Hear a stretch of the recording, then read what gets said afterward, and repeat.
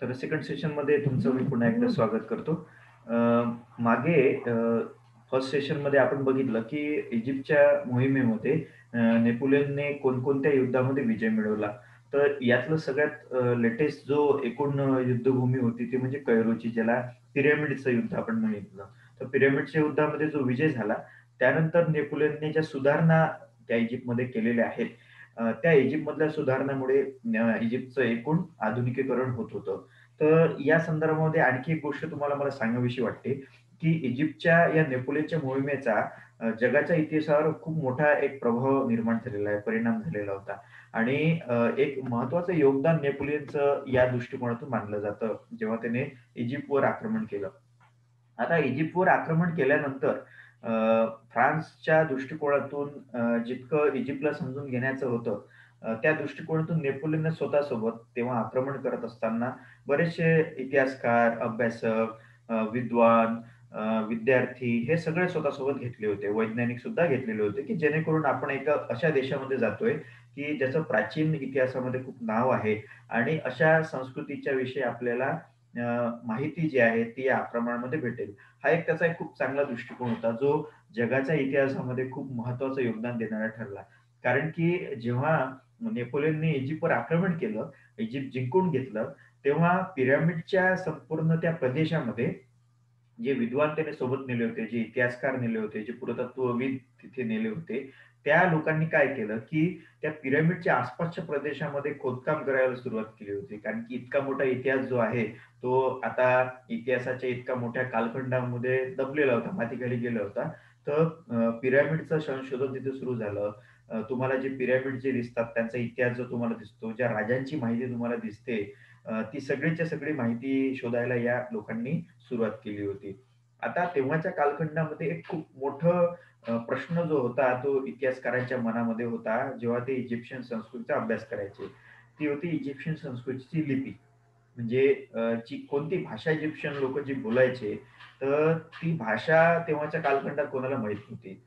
त्यांची लिपी जी आहे, ती चित्रलिपी म्हणून ओळखली जायची. म्हणजे पिरॅमिडवर, विविध वस्तूंवर, मूर्तींवर एक चित्रलिपी कोरलेली असायची इजिप्शियनची. तर त्याला हायग्रोलिपिक लिपी असं म्हणतात. हायग्रोग्राफ्स म्हणजे चित्र असं त्याला म्हणतात. जे आलेखित आहे, चित्रांकित आहे. तर ही जी लिपी जी होती, ही त्या कालखंडामध्ये संपूर्ण अभ्यासकांमध्ये, इतिहासाचे जे अभ्यासक आहेत, त्यांच्यासमोर खूप मोठा प्रश्न होता, की हे नेमकं काय आहे? कारण की ती चित्रलिपी वाचता येत नव्हती.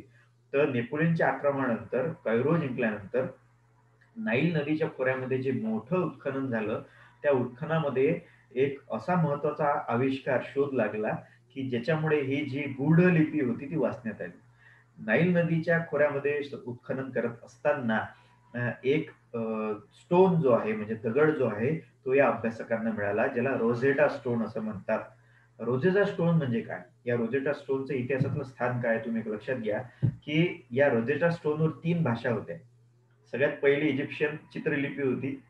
त्यानंतर दुसरी एक अनुवाद करणारी म्हणजे त्या चित्रांचा अनुवाद करणारी एक मधल्या कालखंडातली भाषा होती आणि त्यानंतर तिसरी एक भाषा जी होती, जी इजिप्शियन लोकं आधुनिक कालखंडात किमान अर्थाने वापरायचे, तर त्याचा अनुवाद दिला होता. म्हणजेच काय, तर चित्रलिपीचा अनुवाद जो आहे, तो दुसऱ्या स्केलमधल्या भाषेमध्ये होता आणि या दुसऱ्या स्केलच्या लँग्वेजचा अनुवाद जो आहे, तो तिसऱ्या स्केलमध्ये होता, जी तेव्हाच्या कालखंडामध्ये वाचल्या जात होती. तर अशा पद्धतीने इजिप्शियन लिपीचा शोध जो आहे, तो नेपोलियनच्या येण्यानंतर झालेला आहे. तर हा जो रोजर्सचा स्टोन जो आहे, हा खूप महत्त्वाचा स्टोन मानला गेला त्या कालखंडामध्ये. आता तुम्ही एक लक्षात घ्या, की असाच जर एक स्टोन आपल्याला हडप्पा कल्चरच्या संदर्भामध्ये जर भेटला असता, तर भारतीय इतिहासामध्ये किती महत्त्वाचं चॅप्टर जे आहे ते ओपन झालं असतं. तर आपलं नशीब तेवढं चांगलं नाही आहे अजून, की आपल्याला हडप्पा कल्चरचं लिपी ओळखणारी भाषा जी आहे किंवा अनुवाद करणारी भाषा सापडली नाही. पण इजिप्शियन लोकांचं नशीब खूप चांगलं होतं, की त्यांच्या दृष्टिकोनातून हे सापडलं. तर हा जो रोझेटा स्टोन आहे, तो तुम्हाला मी दाखवतो वाटल्यास, की का बरं तो इतका महत्त्वाचा ठरला? कारण की त्याने ती वाचण्यात आल्यानंतर इजिप्शियन कल्चरचा 100% इतिहास जो आहे, जो तुम्ही सध्या वाचता, बघता सगळं टीव्हीमध्ये वाचताय, बघताय सगळं, ते सगळंच्या सगळं लक्षात आलं. एका झटक्यात कोण राजा होता, कोण त्याने काय-काय केलं, त्याने कोणत्या साली कोणती भूमिका घेतली, हे कोण लोकं होते, त्यांनी काय केलं, हे सगळंच्या सगळं एका झटक्यामध्ये समजायला आलं आणि इजिप्शियन संस्कृतीचा इतका मोठा इतिहास जो आहे, तो समोर आला. तर अशा पद्धतीने बघा, की नेपोलियनच्या आक्रमणामुळे इतिहासाचा किती फायदा झालेला आहे. तो आहे. तर हे आता आपण बघूया. मी तुम्हाला वाटल्यास तर रोझेटा स्टोन दाखवतो. ही कल्चरल बाब म्हणून मानल्या गेलेली आहे. ते आपण बघूया आपण.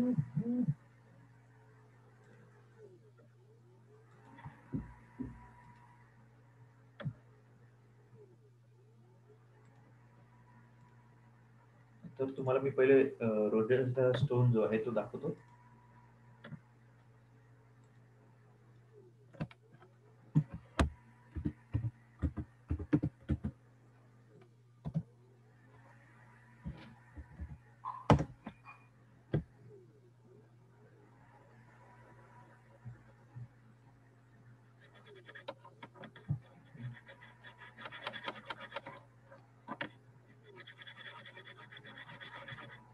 नेटवर्कचा थोडं प्रॉब्लेम झाला. स्लो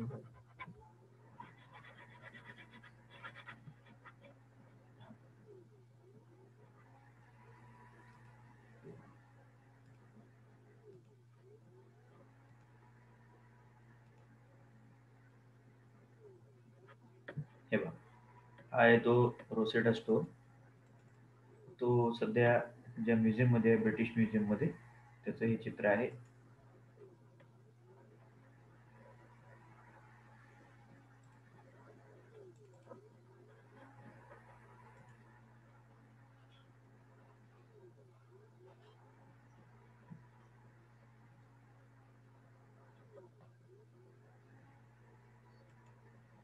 हां, ठीक आहे. आपण ही इमेजेस बघूया. त्याला लोडिंग व्हायला प्रॉब्लेम येतोय.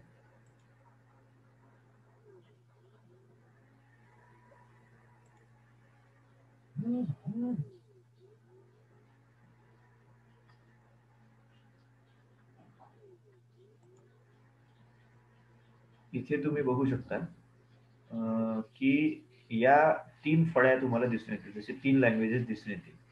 तर या 3 लँग्वेजेसमध्ये तुम्हाला हा रोजेचा स्टोन दिसून येईल.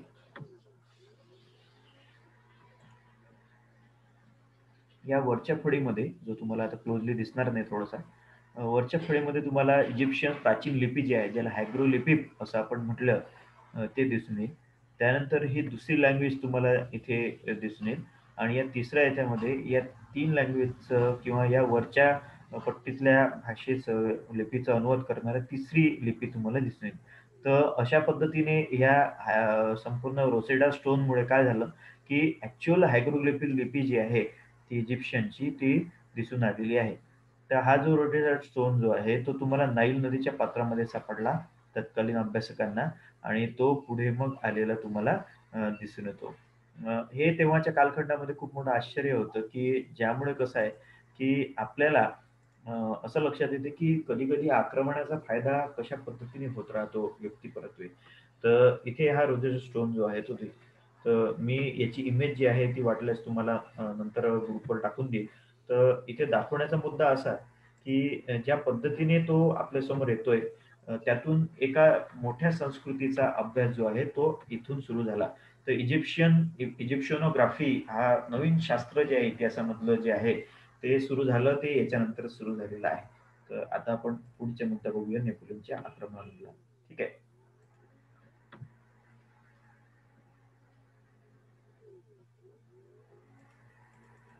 तर हे मुद्दे आपण बघितले होते.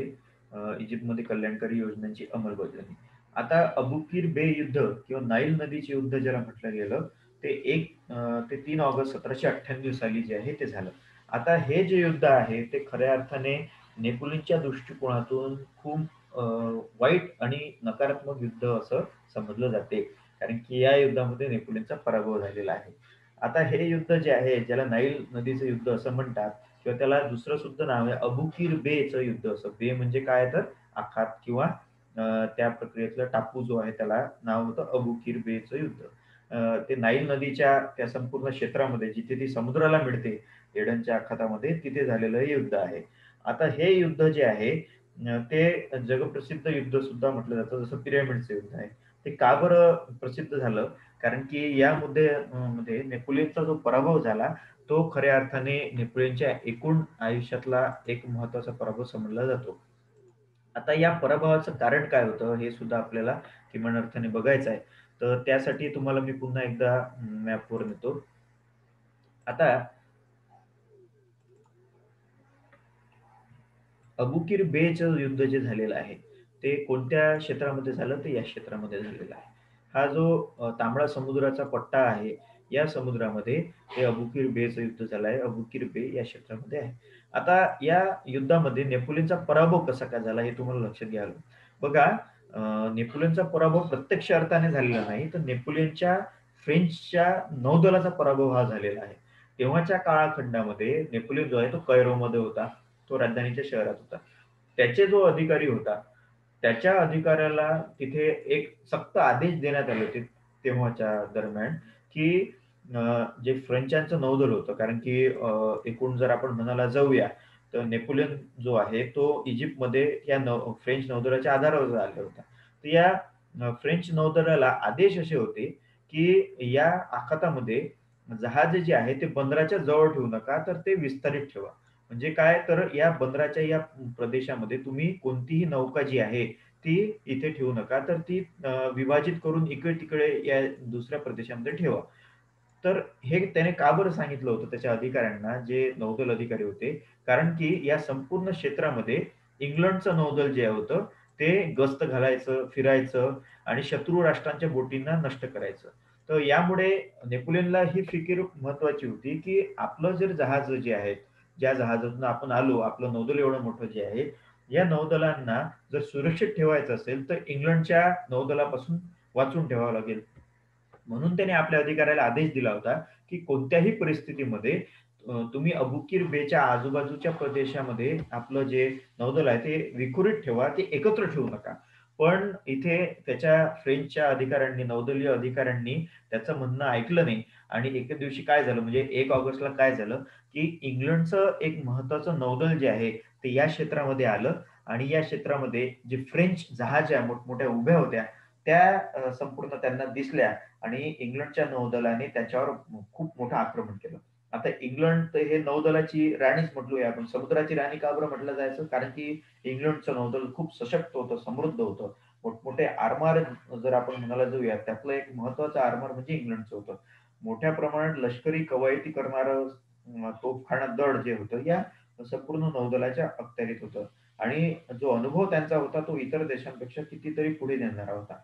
त्यामुळे जेव्हा फ्रेंच नौदल यांना दिसलं, त्यांच्यावर इतका जबरदस्त मारा इंग्लंडच्या नौदलाने केला, की फ्रेंचांचं संपूर्ण 90% नौदल जे आहे किंवा 95% नौदल जर आपण म्हणूया, ते या संपूर्ण माऱ्यात सापडलं आणि या 1 ते 3 ऑगस्ट दरम्यानच्या युद्धामध्ये संपूर्ण फ्रेंचांचं जे नौदल आहे, ते भुईसपाट झालं, नष्ट झालं.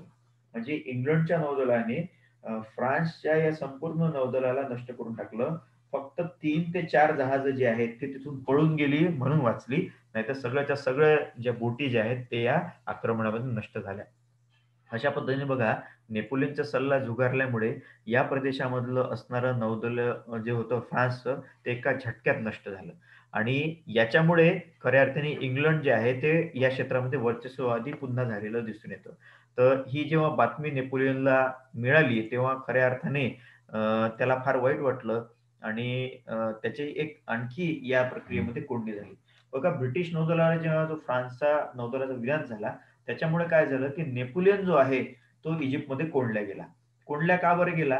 कारण की इथे तुम्ही लक्षात घ्या, की तो आला होता नौदलाच्या सहाय्याने इजिप्तमध्ये. आता त्याला इजिप्तमधून जर परत जायचं होतं, तर त्याला पुन्हा जहाज लागतील. अशी जहाजं जी आहेत, ते आता यांच्या कालखंडामध्ये तर आक्रमणामध्ये नष्ट झाली. म्हणून मग जो आहे, एकूणच जर आपण म्हणाल नेपोलियनची पोझिशन जी आहे, ती कोंडल्यासारखी झाली. त्या साइडला मग जिथे इंग्लंड जिंकलं, त्या साइडला इंग्लंडने तो संपूर्ण प्रदेश कब्जा करून टाकला.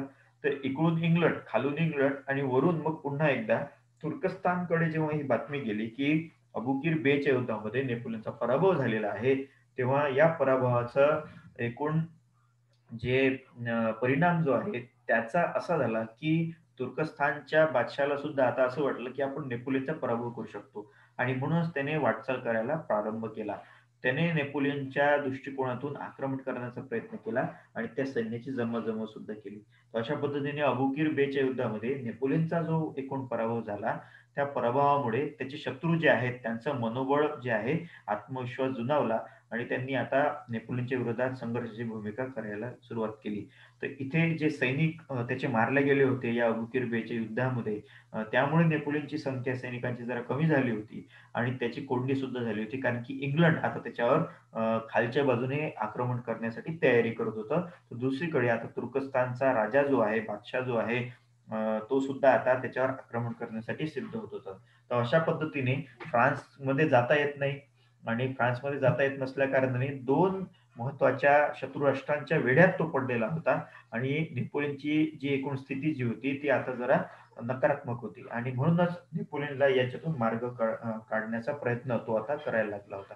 तर या प्रक्रियेमध्ये नेपोलियनने आणखी पुढे काय केलं, हे आपल्याला नेक्स्ट लेक्चरला बघायचं आहे. कारण की याच्या पुढचे मुद्दे जे आहेत, ते थोडेसे विस्तृत स्वरूपाचे आहेत. तर इथे मी आजचं जे एकूण लेक्चर आहे, ते थांबवतो आणि होप तुम्हाला या संपूर्ण 2 लेक्चरमध्ये इजिप्तची जी मोहीम आहे नेपोलियनची, ती थोडक्यात समजली असावी. तर इथला संपूर्ण जो आढावा आहे इजिप्त मोहिमेचा, तो आपला कंटिन्यू राहील पुढच्या तासिकांमध्ये सुद्धा आणि आपण आपल्या निश्चित वेळेवर आणि तारखेला भेटूया. ठीक आहे. तर इथे मी आजचं सेशन संपवतोय. आपण पुन्हा भेटूया आणि इजिप्तची मोहीम आणि त्यातून फ्रान्सची जी वापसी नेपोलियनच्या दृष्टिकोनातून झाली, ती आपल्याला बघायची आहे. तर आपण पुन्हा भेटूया. इथे मी थांबतोय. Thank you very much.